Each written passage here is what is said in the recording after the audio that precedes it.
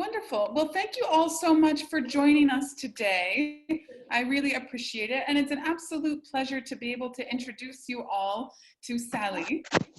So I'll spotlight her video in just a moment, but in the meantime, I'd like to introduce her. So Sally Shalabi is a professional storyteller known as Shalabiya al-Hakawatiyya, which is a playful name inspired by her family name and her profession. Shalabiya's practice has her researching and telling stories from Balad al-Sham, otherwise known as in English? The Levant. As well as other traditions and regions. She enjoys telling stories to adults as well as children, and her repertoire includes folk tales, testimonies, contemporary stories, as well as she is now the first woman to tell the epic tale of the Dhahir Babers, which I'm sure you'll hear sort of more about. So Shalabiya has performed locally in Jordan, as well as internationally in Palestine, Egypt, Tunisia, Qatar, Bahrain, UAE, Sweden, USA, Germany, Scotland, all over. She tells her stories in both English and Arabic. And she also hosts a storytelling podcast, which I highly recommend that all of you listen to, called Shalabiyat. It's hosted by Saut, and we'll actually go over it more on this Thursday's lecture on sort of studying Arabic and learning Arabic outside of the Arab world. It's a fantastic podcast and is really, really wonderful to listen to. So Shalabiya has taken her storytelling into many different worlds: emceeing, training, writing, mentoring. She's worked with lots of different organizations like Endeavor Jordan, Oasis 500, YouTube Next Up, Visualizing Impact, El Balad Theater, Arab German Young Academy, and Baraka Destinations. So without further ado, I would like to turn it over to you, our dear Sally. Thank you so much for joining us today.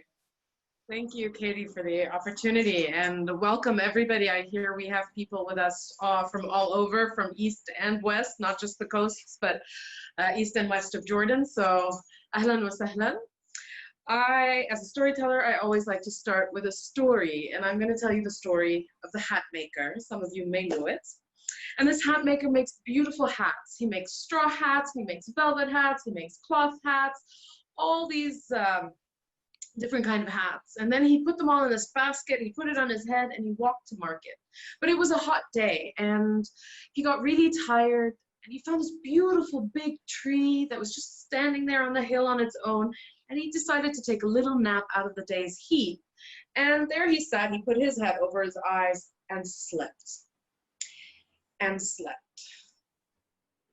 And then he felt the sun on his face. It was late afternoon. He wakes up, he looks for his basket is gone. He looks left, he looks right, he looks low, he looks everywhere. There is no basket. And then he hears a sound up in the tree, and he looks up. And there are monkeys. And each monkey had one of his hats on his head. He starts looking at these monkeys. Please give me back my hats. I need to feed my family. I need to sell them in the souk. I need to do this. I need to do that. Please give me back my hats. And the monkeys started to do this. Please, please, please. And then he got angry and was like, please give me back my hats. And the monkeys did this too. And he got so frustrated and so angry that all they would do would mimic him. If he jumped, they jumped. If he raised his fist, they raised their fists. In the end, he got so frustrated, he took his hat and he threw it down. I need my hats! And the monkeys mimicked him and threw down the hats. And there he picked them up and he put them in the basket, and he went to market. He sold every single one, and he came back with a basket full of food and goods, and his pockets were full of money. And when he got home, he didn't just have those things, he also had a story. And that night at dinner, he had all his children sitting around, and he told them what happened under the tree, and how he did this, and how he did this, and how he did this, and how the monkeys would keep imitating him, and how in the end he threw down his hat and they all threw them down. And that story got told every night, and night after night after night. His kids would ask him for another story, and he's like, no, no, no, I have to tell you the story of the monkeys. And he would tell this story until all his children had learned it by heart. And they started to tell it to their children, and their children told it to their children, and their children told it to their children, until generations later, his great-great-great-great-great-granddaughter was also a hat maker, and she made these beautiful hats. She made them out of velvet, she made them out of cloth, she made them out of linen, she made them out of straw, she made them out of all the most beautiful things.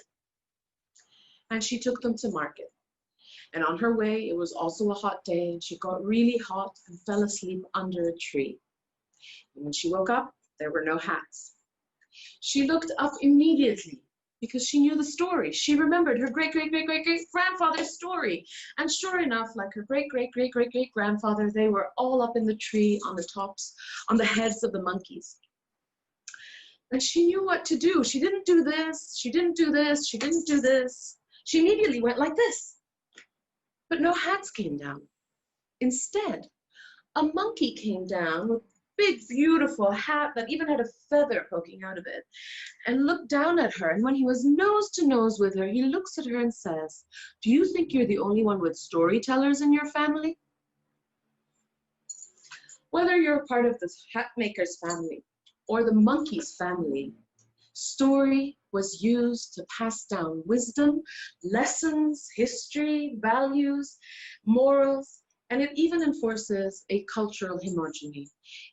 All of us have done this all throughout all our cultures. And here in the Levant, not just the Levant as in Bilad al-Sham, the greater Syria, Palestine, Jordan, Iraq, but also we can extend to the Arab world.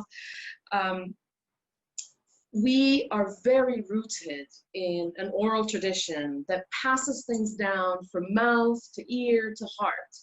And then you have the cycle going on again, where you tell the story from the heart, somebody hears it, it goes down into their heart, and they tell it. The oral tradition was so strong that the first years of the Quran, it was passed down orally. It was memorized and passed down without being written. And over the years, what has happened to this oral tradition is it's gotten eroded.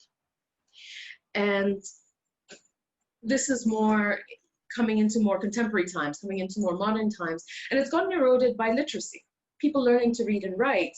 And more specifically, it has become eroded by the act of writing and documenting things, and I would go so far as to say even printing.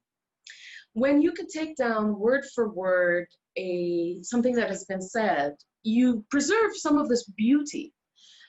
You preserve a beautiful turn of phrase, but you also lose something. And what ended up happening was authorship became a thing, and I'll come back to this in a moment. When we look at this, I think there are lots of intersections that come into it, which are education, wealth, language, and of course class. Who could afford to learn? Who could afford to go to school? Who could afford a scribe to write things down for them? Who could afford books? And who made the decisions about what was worthy of being written and recorded and copied even? And when we look at the written word, we have, especially with the old texts that I'm diving into right now, we call that classical Arabic. It's a very particular kind of Arabic. It's really difficult. Even today, we have difficulty understanding, as Arabic speakers, some of these texts. So I've been working with a text for Al-Qadi Tanuhi. It's over 1,000 years old, and maybe a little bit younger than 1,000 years, but it's very formal Arabic. It's words we no longer use, and there's a particular form to the writing. But today we have modern standard Arabic, which is still difficult. It's got lots of rules, it's got lots of grammar, and as you continue to learn Arabic or go into that, you'll find that jarring difference between it and colloquial Arabic, which it's as if you're learning another language. And add to that, we speak in very localized dialects of our colloquial. So how I speak in Amman is different than how people speak in Aqaba, it's different than how people speak in Irbid, or even in Palestine. Particular words are used in a way, like the word tamam is used in Palestine way more than here, to say okay, whereas we use tamam, okay. And so I find myself, even when I'm in Palestine, speaking slightly differently. Why am I talking about language and all of this? because storytelling was and still is a popular art, an art of the people. It's from the people and for the people. And so it uses the spoken. It doesn't use the formal. It doesn't use modern standard. It's a practical language. And I want to also say something about just the context in which storytelling continues to evolve, is that historically, and probably until, maybe 100 years ago, maybe a little bit less, most of the storytellers in the public sphere were men. I am sure that the scribes that we spoke about that started to write stories and started to write texts were men. The writers, the students, the teachers, historically were all men, and it was much later that women came into this. And so that's just another layer of seeing these texts and these stories that we have to come into. But I also want to say that the women did tell stories. They told stories in the private sphere. And here we look at the difference of what they told. And the men would tell these public epics and public stories, whereas the women would tell the folk tales. And there was a difference because you always tell from your position who you are and what class you come from, and all of these different layers of intersecting identities, let's say. So what was being told and what have we inherited, keeping in mind language, education, gender, and class? And how was social justice taken into account or not taken into account in these stories? I think the best way to talk about this is to illustrate these ideas through some of the stories we have today and we look at. And so if we look at, just looking at what's happening today, I think some of these examples will be, worth diving into. So we have a few epics, and by epics, we talk about stories that are told for a year and a half, 20 to 30 minutes of telling in cafes or in public gatherings, depending on where you are in the Levant or even in the Arab world. Some of these were coffee house tellings, and some of them are actual public events, like sea events that are told in Egypt and so on. And I'd like to bring forth two of these epics.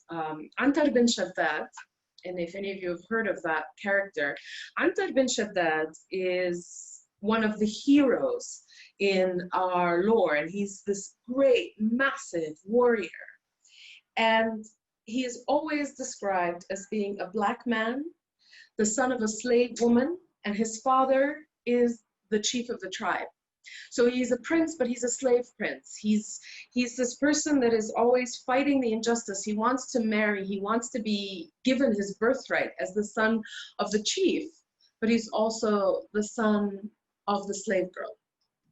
And he's black. And so you have these themes coming into this story. I don't tell this story, so I'm not as well versed, but I wanted to raise it as one of the points that we talk about. And the Mamluk king, Bebers, the epic I Do Tell. Mamluk, I don't know how much you know about this history of this period, was one of the Muslim dynasties, was one of the Muslim empires. And Mamluk is a word that's interchangeable with slave.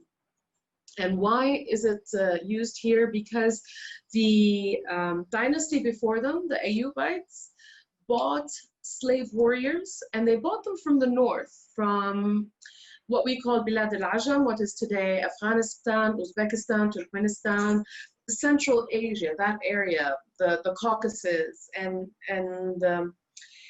they bought these warrior slaves, and they brought them mostly as little kids, and they would teach them about religion, about God, about the state, and how to be warriors. And in Egypt, in Cairo, there's actually a castle, a fort on an island where they were trained. They were not allowed to meet other people until they were of age, and they had been indoctrinated into how they should be. And these warrior slaves then became generals and army heads, and they were a military force to be reckoned with, and ultimately they overthrew the Ayyubites and took over power. And their kingdom didn't last very long, but they were. Vapors is one of the more famous ones because he had an epic battle against the Crusaders and was kicked them out. It was called Ain Jalut. And because he did that, and he fought the Firanja, and he was also the one to stop the Mughals attacking from the east, he became a legendary figure. Both of these slave kings and these slave heroes that we have reinforce the idea that even if you are a slave, but if you are the son of a king, you can lead. But they continue to enforce other class roles and other cultural frameworks in other ways. I'm going to jump a little bit to folktales, and maybe if you have more questions, we can dive into the questions afterwards around these themes. We have folktales as well that we've also been handed down, that we've inherited, and some of them deal with ideals like beauty and color, and today we would see them through a lens of racism, such as Jbene. Jbene comes from jibne, cheese, white cheese, and this woman has a daughter. She's so beautiful, she's so white, and she calls her Jbene because she looks like white cheese.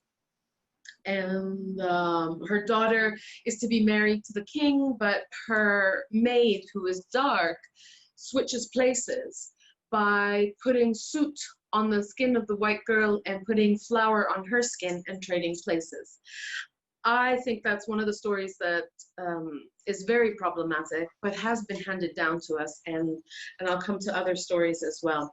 We have Abul Fool, and that story looks at dynamics and power within the family structure, and the man who refuses to, his wife listens to him, but then when she gives him advice, he refuses to listen to her and gets eaten by the Ghul, the She-Ghul.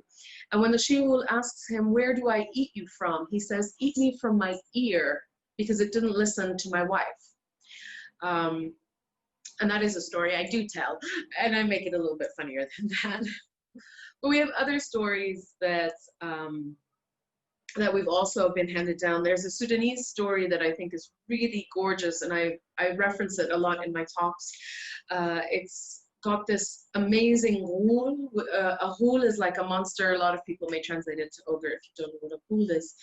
And this ghul has multiple heads. Each head is a different color and more fierce than the other.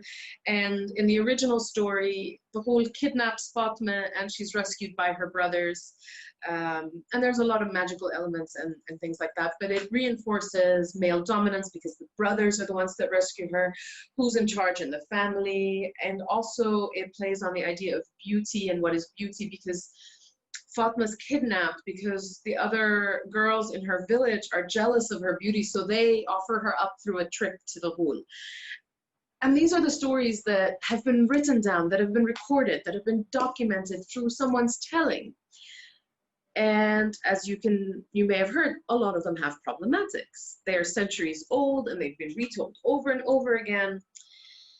And here we have what I think is the beauty of the oral tradition, is that when it gets passed down, the story is allowed to grow and evolve, and it always reflects the storyteller's position. It reflects the storyteller's time. Because today, as a storyteller, I can only tell from my perspective and my position.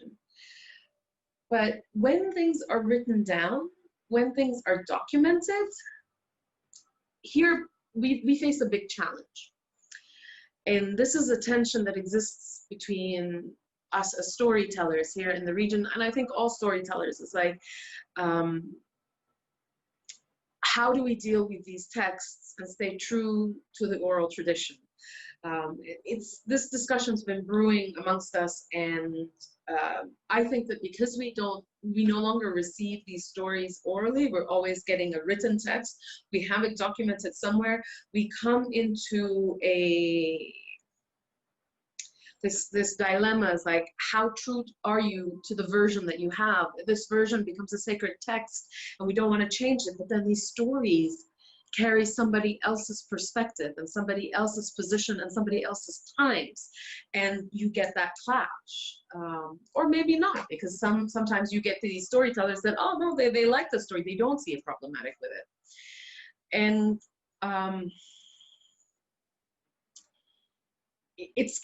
this whole debate scares me, because we no longer become keepers of the story, we become keepers of a particular version of the story, and if you digress from it or change it, it's what's the word in English? You're being a heretic. You're changing the sacred text, and that's not what a story is, in my opinion. When we do that, you take away my agency as a storyteller to tell from my position, if I'm to stay true to a text. And I don't necessarily want to tell from the perspective of a man sitting in Damascus 100 years ago this amazing story. I want to tell from the perspective of a woman sitting here today in the 21st century this amazing story. And that becomes the issue. How do we deal with Bepers, the Mamluk king, with its misogyny, its male dominance, its patriarchy, its class, its issue of slavery? How do we deal with Jbene and the race and white supremacy that is handed down to us through colonialism and through all of that? Or how do we play with symbols? In Fatma Simha, the Sudanese story, the biggest, most fiercest head is black. And like, how do we shift that? How do we work on these things without sterilizing the stories? Because that is the danger also of taking away all of these things. Do we sterilize them and then they become so flat? Like what has happened with the Grimm stories in Western culture. A lot of the stories have been, pared down so that they're acceptable to children today. But a lot of these stories are not for children. They were meant for adults. So where is the line that we draw when we change? I'll tell you what I've done with some of these stories. So with Bepers, I tackle some of these issues by actually changing words and phrases and changing dialogues. And so if it's a battle scene, these battle scenes go on and on and on because they use poetry and they sing these men and their heroics. I pare them down. I even laugh at some of these heroics because they're quite laughable. So like this man that jumps, and in his jump he takes 4 men with the side of his sword on one side, and he takes the other 4 on the other side, and he lands on the cannon and he takes it away. It's quite amusing. But then there are also love scenes that are told from a very conservative male perspective. And I want to tell them with a softer telling. I want to give them a softness. So I was telling a story this Ramadan, and the original scene was this queen from Genoa is meeting this man she saw in her dream, she fell in love with in her dream. His name is Maruf. So Maryam is trying to meet Maruf, and Maruf is the guard taking her from Jaffa to Jerusalem. But he has not met her. He won't come in because he is her guard, even though he's also a king. And she sneaks into his tent at night and looks at him and says this beautiful line in which she says, I've left my country, I've left my family, I've left my religion, I've left all of this for you, my dear, and you are asleep. And wakes him up. And then he wakes up and he screams at her and he shouts at her and tells her, what are you doing here? You can't be here, leave. Very male perspective. And it's, and he is the guard, so how did she come into the guard's tent without anyone seeing and all of that? So I was going to omit the scene, but I had a conversation with my team of story consultants, let's say, And we were all discussing how important this scene is, because that line she says tells us that a woman at that time had taken so much initiative. There's just so much power in what she's doing as a woman. But his shouting at her takes away from that power. So what I ended up doing was telling this story and telling this part where she goes to wake him up, but withdraws her hand at the last minute and reminds herself she's a queen. I give her back her dignity, and make their first meeting a softer, more beautiful interaction, because this is one of the most epic love stories in the epic. And it can't start their first meeting, in my opinion, from my position, it cannot start with them shouting at each other. That just doesn't work in my mind. No woman is going to be shouted at and then say, oh yeah, okay, I'll go back to this man who shouts at me. That's not the world I want to portray, at least.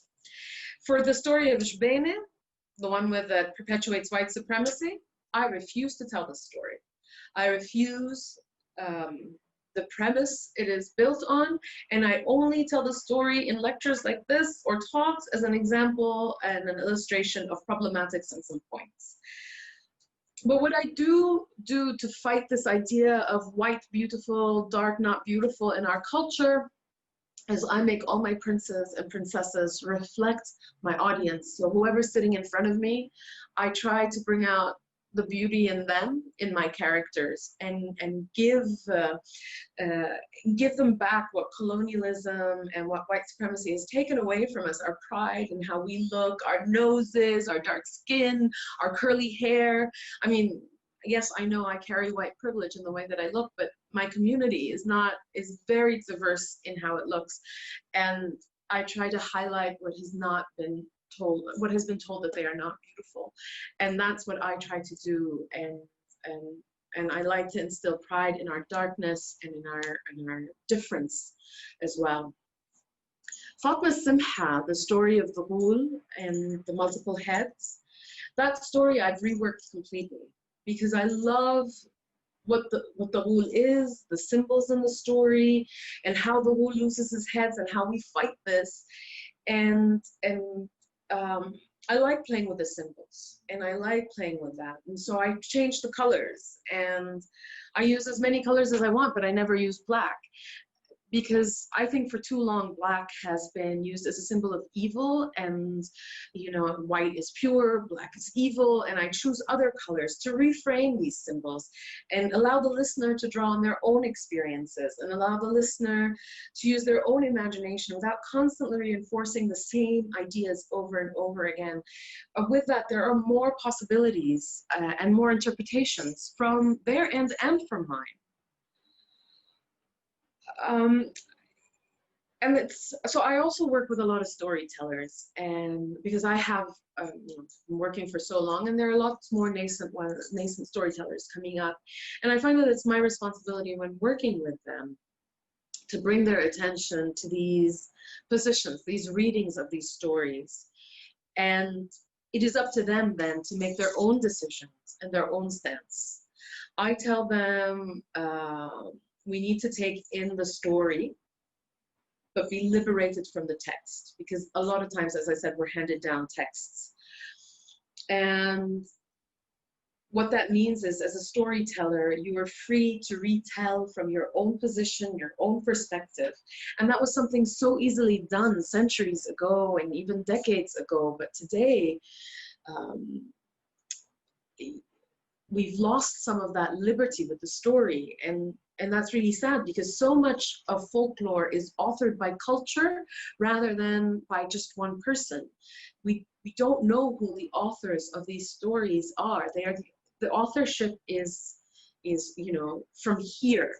And we even sometimes fight, this is the Palestinian version, this is the Syrian version, this is the Jordanian version. And sometimes you even get little versions of, like, from towns, but it's ours in the region. So what I do is, when I come to something that's problematic in a particular story, I ask the storyteller and I question it for them, and then ask them if it's even culturally acceptable today to say something like that, or to use a phrase like that, or to have that seen? And if it is that the culture we want to emphasize? Because we are constantly shifting. Culture is not something static. And what is our role as storytellers? What do we want to emphasize? What do we want to reinforce? And is this an opportunity for a new way of seeing? Today today we can only create new ways of seeing if I myself, as a seer, as someone who's trying, I have to learn. And I have to learn to see in new ways, to understand where I stand, to understand my privilege and who I am and who I'm not, and what privilege I have or don't have. And to also I have to be very aware of the value propositions I'm presenting. And from that very grounded place, it has to be grounded. As a storyteller, I have to be grounded and rooted in my culture and in these value propositions. And from that grounded place, I can shift the story. You shift a story by using new words and phrases instead of old ones that no longer serve us. So one of the stories has a phrase where this man meets a woman that he likes, but he's taking her home after something had happened in the public sphere. And he says, it's "Sattariya woman," which means cover yourself, woman. And that is a very disrespectful way of addressing a woman, in my opinion. And I asked the storytellers, and I asked, I would never say those words, even though that is what was in the story, how we were handed down the story. I can shift them. I won't say those words. I can shift the story by drawing new images and instead of the old ones. So instead of, we have a saying here, "Bayda wa sha'ra." Hilwa bayda wa sha'ra. She's pretty, she's white, and she's blonde. And that's immediately known she's a beautiful woman. I never say those words in my stories. She was dark, she was curly haired, she had beautiful thick lips, the color of cherry. You can use so many other images to create a new understanding and a new shift. Sometimes you also shift the story by using the symbols, but shifting their meaning. You can use ghouls as helpers. They aren't always evil. I have beautiful good ghouls in some of my stories, and some of them are evil. But I don't always have the same ghoul. Evil is not always black, but it may be any color and all colors. And so you can shift that. In one of my stories, I have a snake that is the helper. And I remember somebody coming up to me and saying, "This is the first time I see a good snake in a story." And I'm like, yes, yeah, it's a good snake. I like that snake. But I'm gonna stop in a moment, but I'm always asking myself, and the question I struggle with today, and outside of story, so stories where I do my work, and stories how I am in my community, and I consider myself a community storyteller. But what is my obligation as an artist? What is my obligation as a storyteller and duty in my own community in fighting art isms outside of the art form as well? And if I want to look outside of these isms that we suffer from here and that we've been handed down culturally and have come to us through story, but also what is our role today globally in our allyship with other communities that have their own struggles and their own stories as well. I think this is where I'm going to stop. Like, what is our obligation and how do we perform that, whether in our communities or in allyship? And it's a question we should constantly ask ourselves. And I'm going to stop here and open it up for questions. Yeah, my name is Taha. I'm from Salt Lake City, Utah, where I am now. And so I just had a question. Have you faced any criticisms from other storytellers for altering stories, for changing up the stories or anything like that? I have, one of my biggest fans and my biggest critics is one of the most important folklorists we have here, Sharif Kanane. So Sharif Kanane, Dr. Sharif Kanane, he's a folklorist professor in Palestine. And he always says, "Sally, always say that you've changed the story."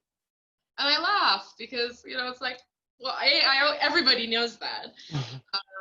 And the other criticism I get that is usually in jest and joking is like, I'm too feminist. You're always with the women in the stories. And I'm like, and that's a problem because? And it's, and I've been critical of a lot of other storytellers, especially if they reinforce very misogynistic ideas in the stories. And it's not that I'm against violence or against any of these stories being told. I'm against how they're told sometimes because the position of the storyteller is always clear. And if they are reinforcing the position of misogyny, they're not fighting it in the story, I have a problem with that. So it is that tension between us. Thank you.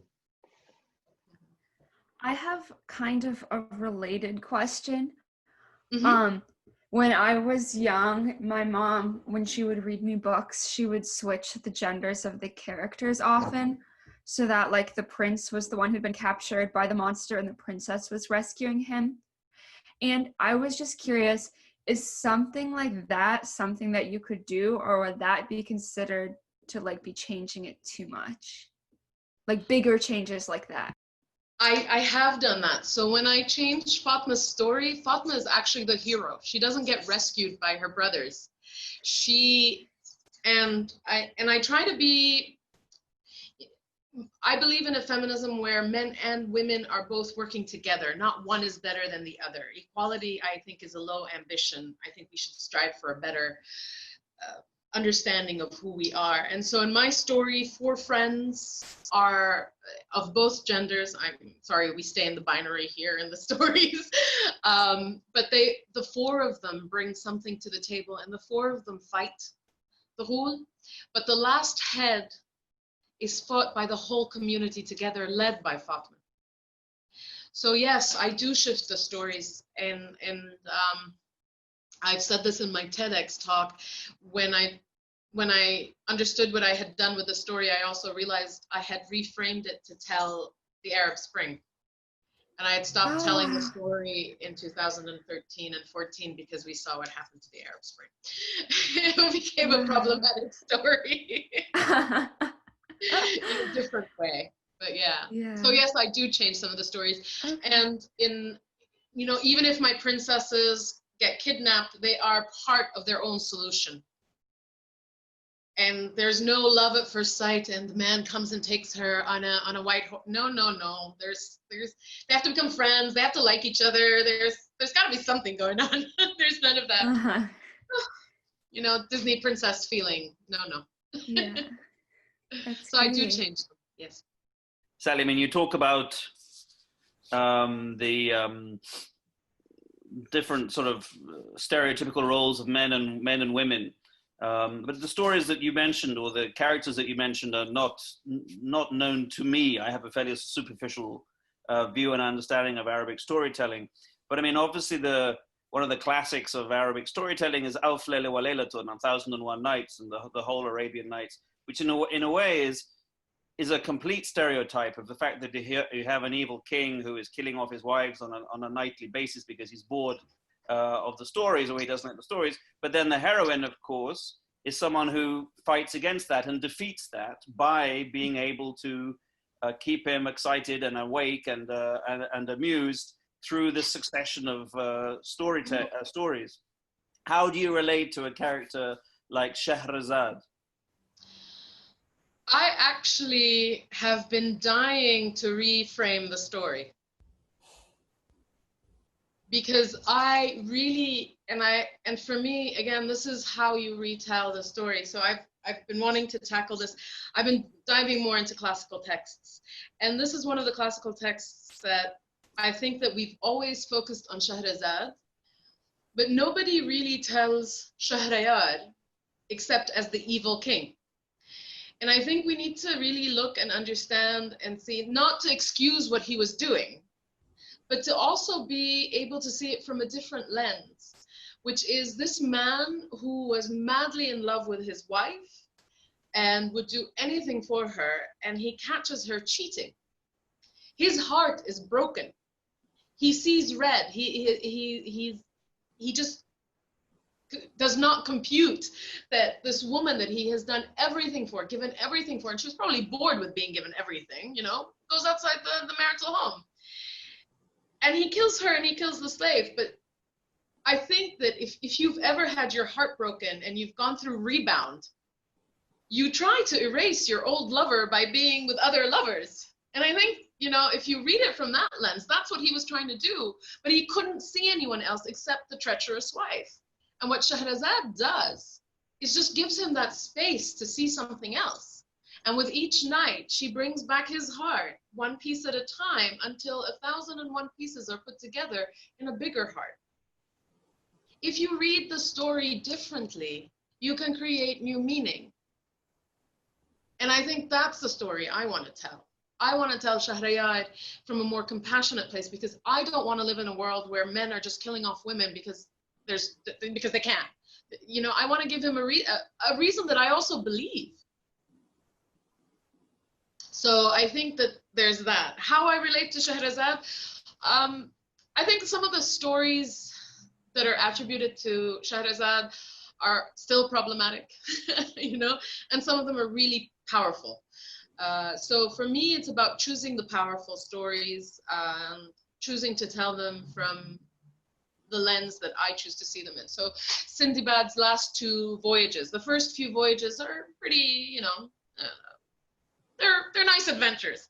But the last 2 voyages, I tie them in together because they have such a beautiful message of ecology and our environment, and, you know, and taking care of the elephants that, you know, this one tribe was killing off the elephants for the ivory because they're great carvers and they wanted to carve ivory, and he convinces them that they can do that with wood and sell the wood instead to this other Serendip that needed wood. It was the land of jewels.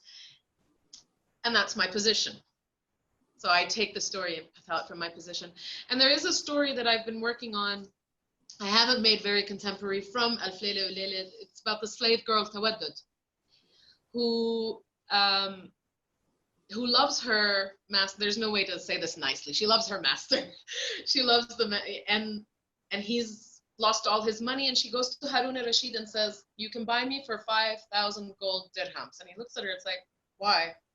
Why are you so expensive?" And she says, "Bring me any man in your court and I will duel with him in his art form or in his science." And they come, man after man, but she says, "I have a rule, they must leave naked if I win."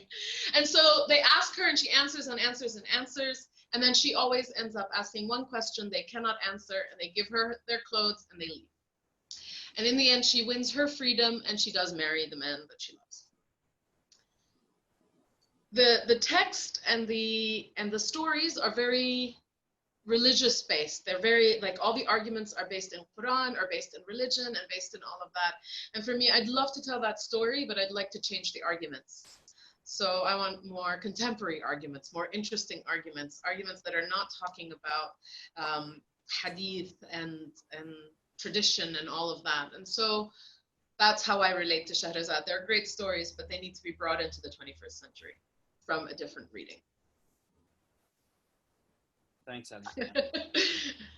Seems like you're going to read 1,001 Nights differently now. There you go. New perspective. There was another question. Yeah, I have a question.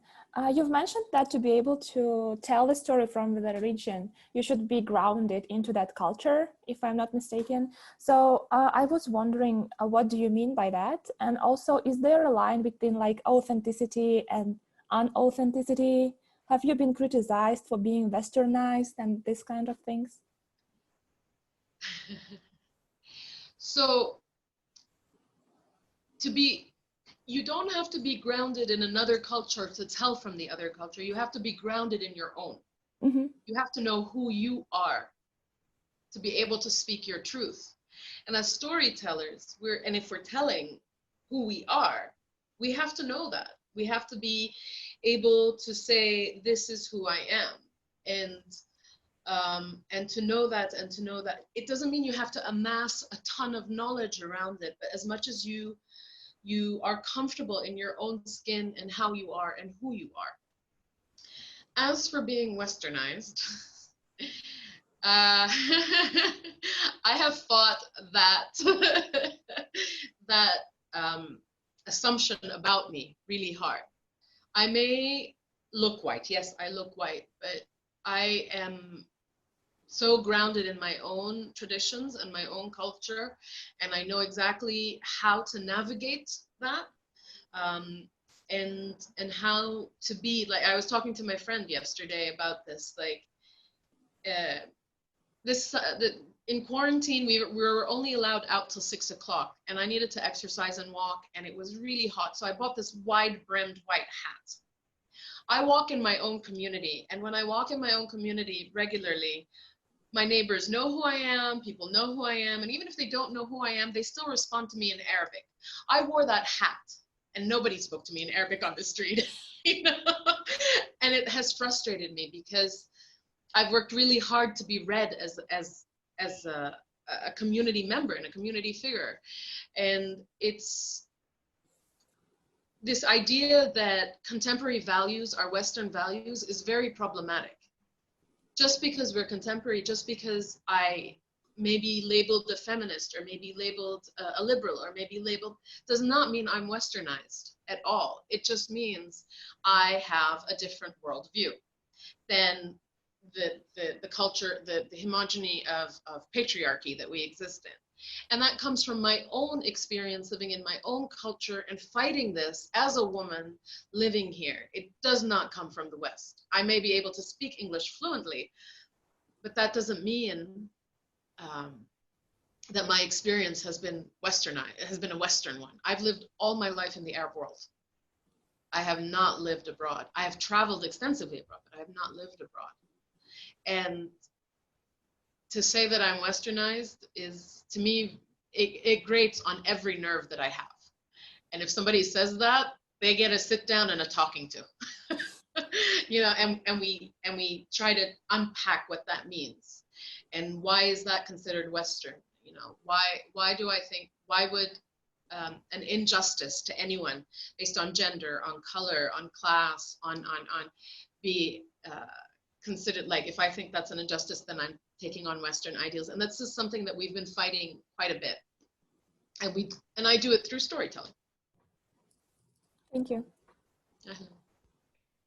You were talking about how these stories tend to be depicting people as depicting and defining beauty as fair skin, maybe clear eyes, and even lighter hair, possibly. I don't know exactly to what extent it's being explained as, but when you depict these stories and cater to the audience that you're talking to, do you think that the experience of the characters changes based on their experiences and their own skin as a different either race or ethnicity? And do you think that changes either the impact or the moral of the story, given that people, maybe depending on the region that they're in, have different experiences, being in different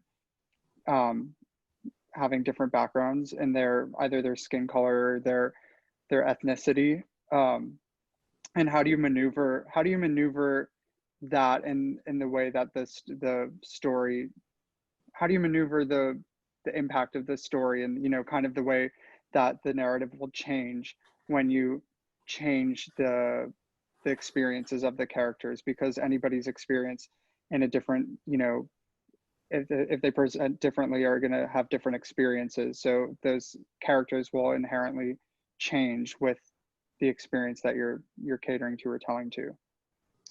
That's a really beautiful question, and it's a big one. Yeah. Well, part of how I change stories and I process them is they never go through one evolution. They go through multiple evolutions. So there is trial and error. And part of the trial and error is I have a trusted group of friends that I consult with on the stories. And different stories have different consultants. So the epic, I work with the researcher in the epic. I work with people who know the story and know the characters, because these changes have ramifications later on in this massive tale. Versus a folk tale that I really am at, you know, I have discomfort with, I'll work with people who are well versed in folklore, working with testimonies, you know, and they go through these different iterations. And there are times where I actually just have to try with an audience and see what happens. And if I am worried about something, I'll ask the audience, but very indirectly, because, you know, I'm not a teacher, I'm not a preacher, I'm a storyteller at the end of the day. And part of what I do in my job is I have to know in my head and in my imagining what I'm saying and what I'm doing, and I should be able to see it clearly. I don't necessarily have to tell everyone every detail. What that means is that I can just, you know, I know the beauty I'm speaking of. I don't give all the details because I want to leave enough room in the audience's mind and enough room in their imagination to fill in the blanks. It's as if I'm drawing the outline and they can color it in any way they want. And that's how they create the relationship with the characters, and that's how they create the meanings, the layered meanings of the story. I've told many a story from my position, and I know my position. And people have come back to me and told me what the story means to them and created new meanings for me and new layers for me. And that doesn't mean I failed as a storyteller. It means I've succeeded in giving them a story that they added to their own story. And that's the room we have to give a story to breathe. It can't be so closed that there's no room for you to imagine yourself in the story. There's no room for you to be a part of it as an audience. If that's the case, then it's just so closed. It's like watching a film, like, you know, okay, done, closed. So it's a really fine balance. And sometimes we do it with voice, sometimes we do it by drawing a picture, sometimes we give one detail. But I have to know all the other details. And that's another kind of grounding in the story. Does that answer your question, maybe? Yes, and going off of that, when you are telling stories when you're putting characters in your stories that have experiences different of their own, whether it be ethnicity or race or gender or sexual orientation, etc., how do you keep the integrity of these characters if it's something that you haven't experienced on your own? Does this also kind of build off of the people that you consult before telling the story, or do you read the audience in doing so, or is it from your own research, or is it, you know, just a trial and error experimentation? It's a mix of all of that. I mean, I'm banking on 15 years of experience. So, and I'm somebody who does a lot of work on stories. And I try to read, like, we take a lot of our stories come to us through text today. But there's also, I mean, especially with folk tales, I mean, there was a story I refused to tell. I just didn't like it because of the way the man and the woman there, the way the characters were drawn up, and that reading of who they are. And I only started to tell it after I heard it from two different people, a taxi driver and the mother of this Syrian refugee. So I've heard it from two other sources, folk sources, like, you know, to me, those are the original sources. These are the people who own these stories. And they gave me alternative endings and alternative readings. And so it's always a mix. There's no one way, and I can't experience everything. But I do know I do go into what it means to feel. And I think that if I don't know what it is, then I need to find another way to describe it that I do know. And another way to make it clear what I'm trying to say, even if I don't know how to experience that, or I've never experienced it. And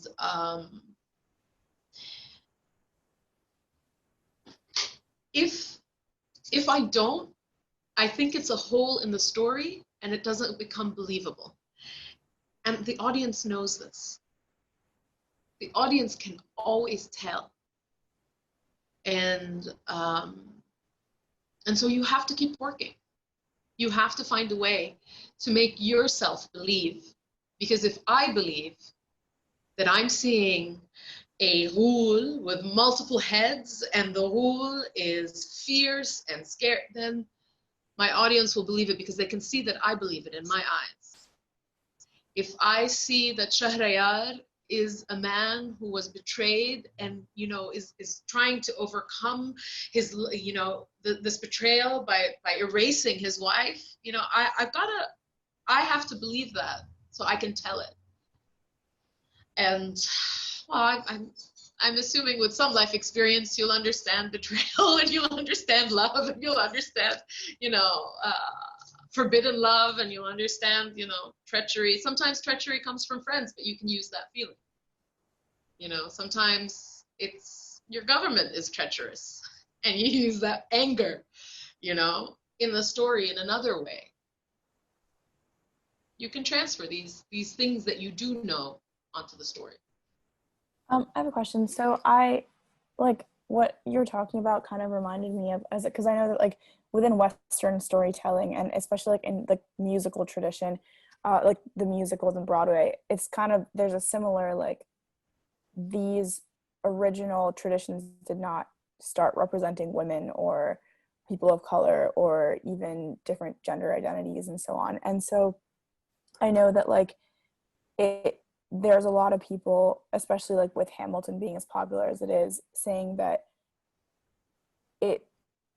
there had been a lot of people who were like, well, it's not right for storytellers to be political or to use current events to change stories or stuff like that. And I'm like, I feel like I was wondering, like, how do you, and like I very strongly like disagree with that, because I feel like everything that we do in a sense is tied to the times we live in, and everything we do is political in some way or other. But how do you like use current events and tie them into your storytelling and use that to tell like a more poignant story? That's a very good question. And I think that's what I ended my talk with. It's like, what is our obligation? And I'm going to give you my answer through what I did when we had a journalist here a few years ago shot on the steps of our courthouse. Nahed Hattar is his name. And it really was an issue of freedom of speech and how people were pitting against him. He's also, I mean, just to show you the layers of intersectionality here, he was a journalist, he's a man, he's a Christian, and we had, at the time, there was also a burning of curricula because the books were not Islamic enough, and it was just a terrible mood in the country. And I had a performance the next day. And this was my monthly performance for adults, and it's an independent show, so I get to choose its content. And I was so torn, like, I did not want to speak. I was really upset by what had happened. Not because I agree with Nahed Hattar, but I disagree with what had happened to him. And this is not what I wanted, where I wanted to be, and how I, you know, and the fighting between the different political groups and all of that. And I did perform. And I did a 3-story set. I started with a story that is really well known here. It's I was eaten when the white bull was eaten. I don't know if you know it. It's one of the famous like fables about 3 bulls that were 3 brothers, and then the lion keeps taking one away, and then when he comes for the last lion, the last bull, the bull looks at him and says, and the first line was the first bull that was eaten was the white one, and then the red one, and then the black one. And when the lion comes for the black bull looks at him and says, I was eaten when the white bull was eaten, because we didn't stand together. So I started with that story. And then I told the story of the harvest moon, the Fatma Simha, the girl that, you know, instead of her brothers rescuing her, she comes together with her community to fight the ghoul. And here the ghoul becomes the symbol of anything you want. the symbol of tyranny, the symbol of radicalism, the symbol of, closed-mindedness, anything you want. And to me, it was clear what the symbols were for me, what I was trying to fight in that story, and how we need to come together as a community. And then I told the last story, which was Pandora, a Greek myth. And I always tell Pandora, I mean, there's a lot of debate at what hope means and that hope was the last thing in the jar. But I release hope. And I say that hope was the one thing that, fought all the evils that were released out of Pandora's jar. And that's how I end it, that we need to find hope at this dark time. All of these stories were folk tales and myths and, not from this time. And they had magic and symbols and I don't know what. But it was a very political show. And to me, that's where we stand every day. We have to make those choices. I tell testimonies from Palestinians who were ethnically cleansed from their villages. And that is a very political show. It's a story. It's a story. I tell the story of one woman, and how she, just what her life journey was. It's a very political story. But it's the story of someone's woman. I tell I tell the story of the first female fisherwoman in Gaza. It's a very hopeful story. It's based on a fictionalized version of the real story, but you tell. These are all very political stories, and where I choose to tell is political, and who I choose to tell to is political, and what I choose to tell is political. Even in my choice of telling folk tales, I look for the folk tales that are not being told. I look for the folk tales with women in them. I look for the folk tales that are nearly forgotten. And I bring them to life because they are our heritage. They are who we are. And something, being a storyteller today in the Palestinian context and the Jordanian context is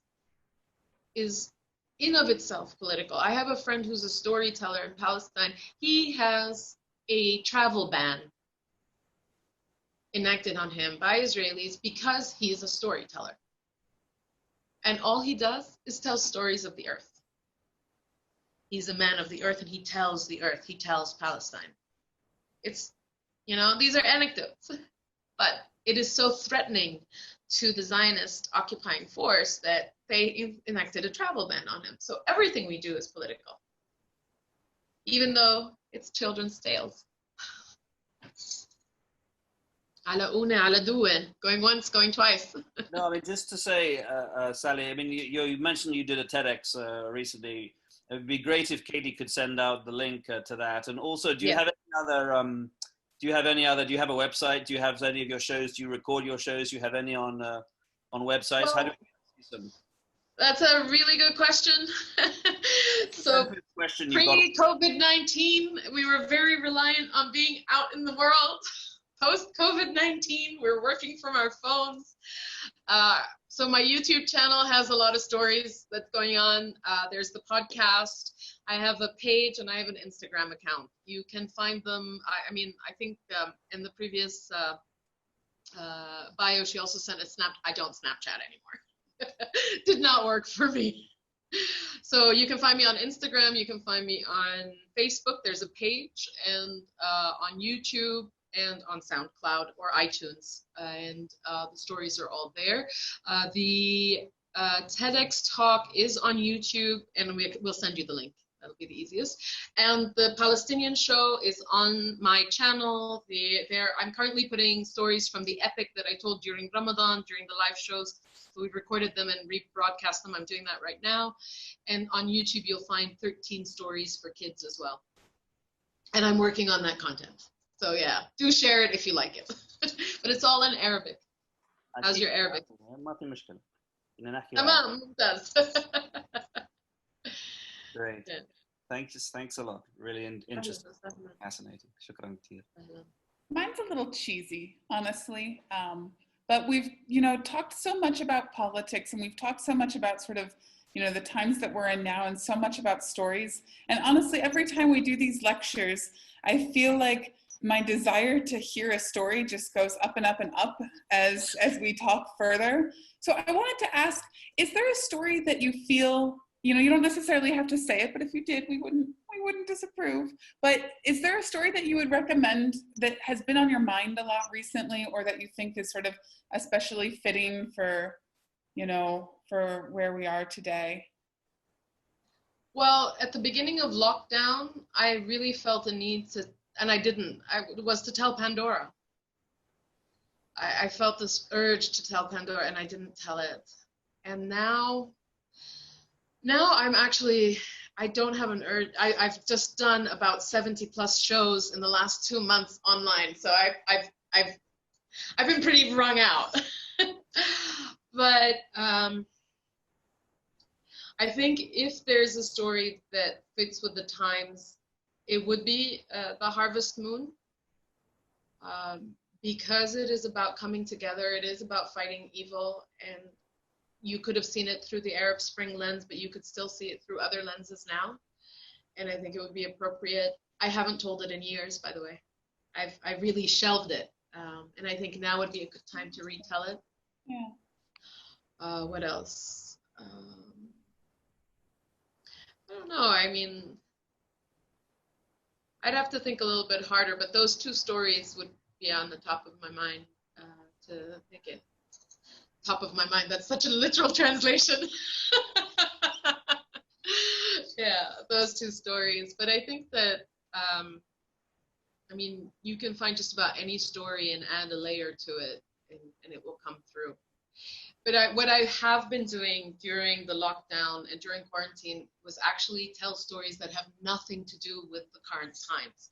Because in responding to what my community needed, and it was the community that asked, can you help us? We're stuck at home and we're going crazy. I made sure to stay away from anything that could be reflective of our times. Because people needed more of an escape, and you have to be able to read, not read the room, but read the globe, kind of, in what people needed. And at that moment in time, people needed a distraction because everything was saying quarantine, everything was saying disease, lockdown, you know, all of these things were constantly being reinforced. So you needed to create moments where people could breathe, where people could just escape for 20 minutes, 30 minutes, and especially with the children, they wanted to make sure that they could be with someone they could trust for 20 minutes and just go away. So a lot of the friends were like, help.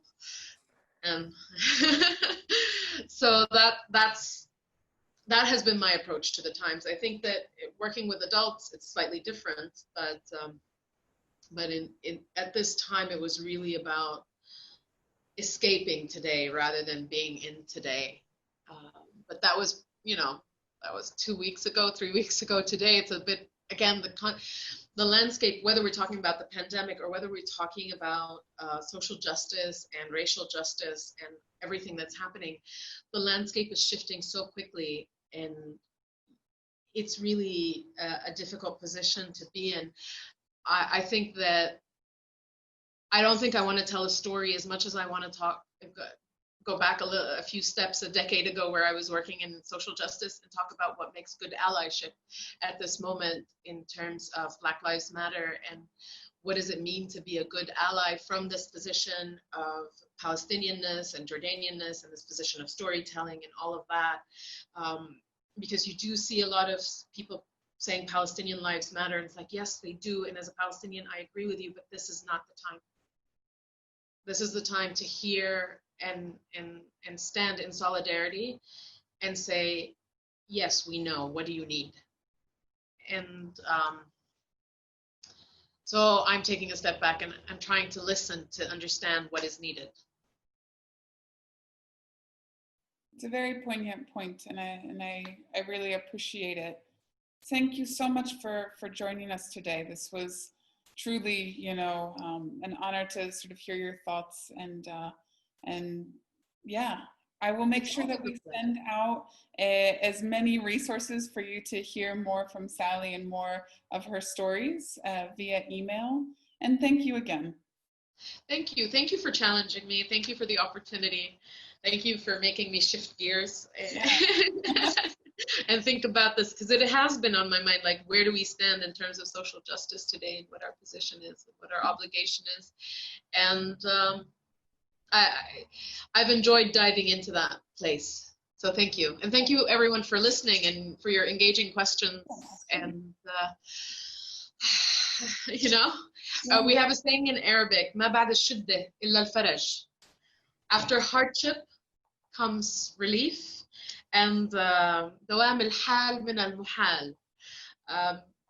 The persistence of any situation is impossible. Things will always change. We hope for better change. So ما بعد الشدة إلا الفرج.